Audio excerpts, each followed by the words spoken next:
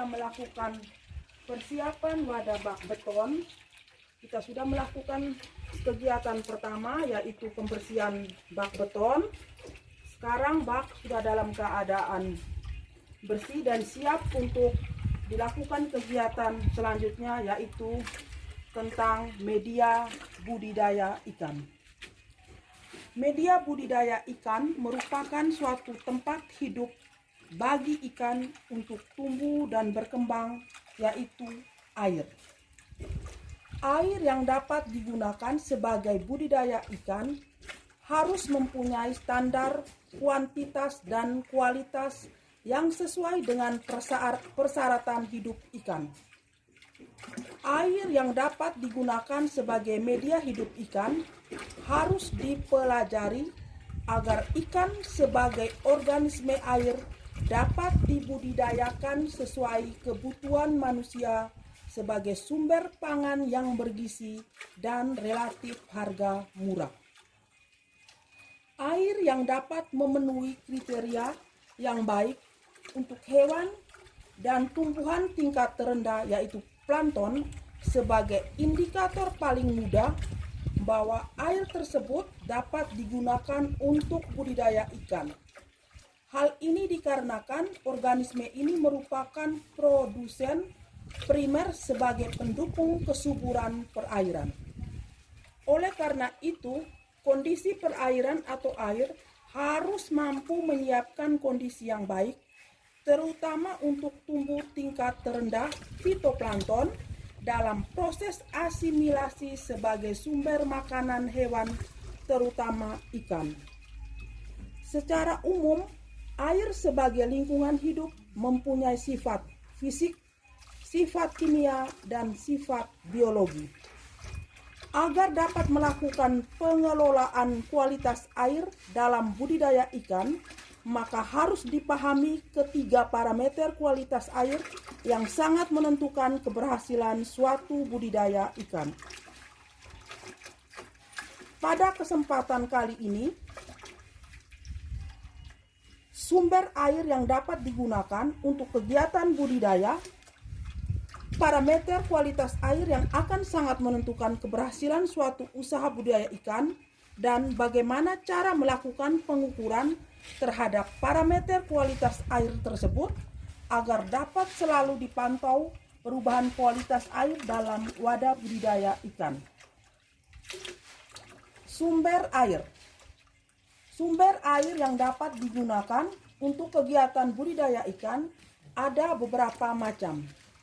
Berdasarkan asalnya, sumber air yang dapat digunakan untuk kegiatan budidaya ikan dapat dikelompokkan menjadi dua, yaitu air permukaan dan air tanah. Air permukaan yaitu air hujan yang mengalami limpasan atau berakumulasi sementara di tempat-tempat rendah, misalnya air sungai, waduk, danau, dan rawa. Selain itu, air permukaan dapat juga didefinisikan sebagai air yang berada di sungai, danau, waduk, rawa, dan badan air lainnya yang tidak mengalami infiltrasi kedalaman. Sumber air permukaan tersebut sudah banyak dipergunakan untuk kegiatan budidaya ikan. Sedangkan air tanah yaitu air hujan yang mengendap atau air yang berada di bawah permukaan tanah. Air tanah yang saat ini digunakan untuk kegiatan budidaya dapat diperoleh melalui cara pengeboran air tanah dengan kedalaman tertentu sampai diperoleh titik sumber air yang akan keluar dan dapat dipergunakan untuk kegiatan budidaya ikan. Sumber air yang kita gunakan pada kegiatan budidaya ini adalah air yang dibor. Dalam penggunaannya menggunakan dinamo, selanjutnya dipompa dan ditampung pada bak penampungan. Jadi sumber air yang kita gunakan dalam kegiatan budidaya ini berasal dari air yang dibor.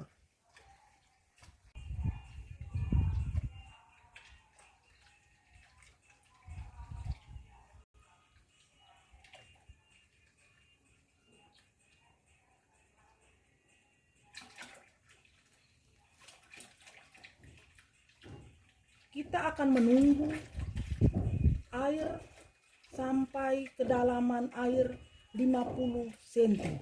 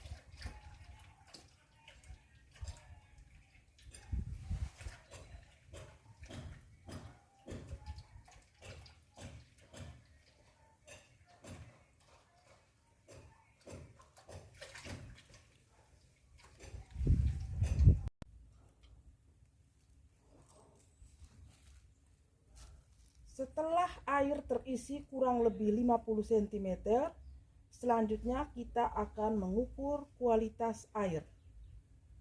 Yang pertama yang kita ukur adalah suhu. Kisaran suhu yang diperlukan untuk pertumbuhan ikan 25 sampai 32 derajat Celcius. Kecerahan dan kekeruan air dipengaruhi oleh jumlah cahaya matahari yang masuk ke dalam perairan atau disebut intensitas cahaya matahari. Cahaya matahari berfungsi terutama untuk kegiatan asimilasi fito atau tanaman di dalam air.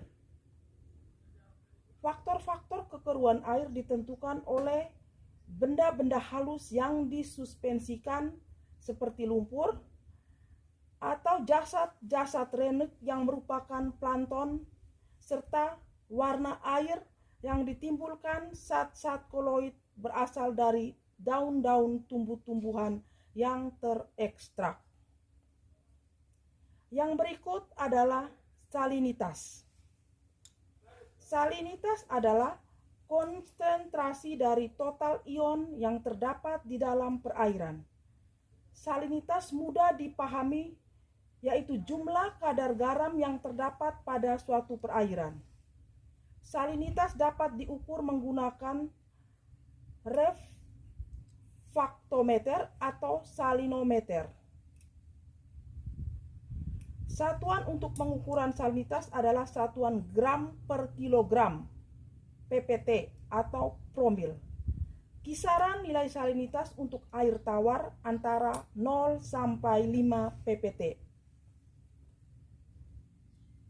Yang berikut adalah pH.